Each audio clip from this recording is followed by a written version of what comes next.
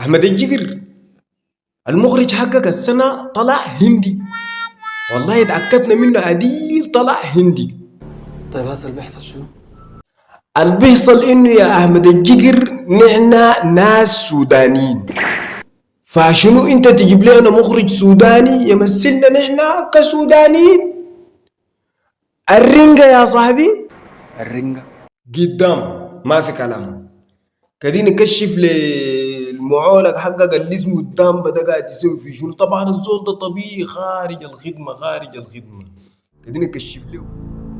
مافيا وقعت وما سميت.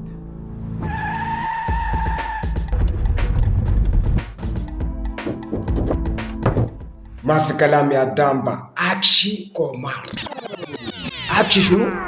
كومار، ما في كلام. شغل نظيف يا دامبا، اكشي كومار. يا اخي الزول ده كده كدي عليك دينا. كدي جيب لنا التليبه بعد ما هو تلب كويس. هو ما طلع كدي جيبوا لنا بعد ما هو تلب. كيف كدي؟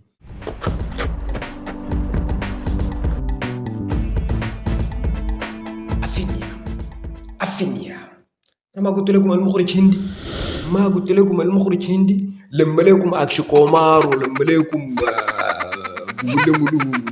كلهم لما لك الهنود دول كلهم انا ما بعرفهم ذاته. لما املك كلهم المهم جابهم لك هنا.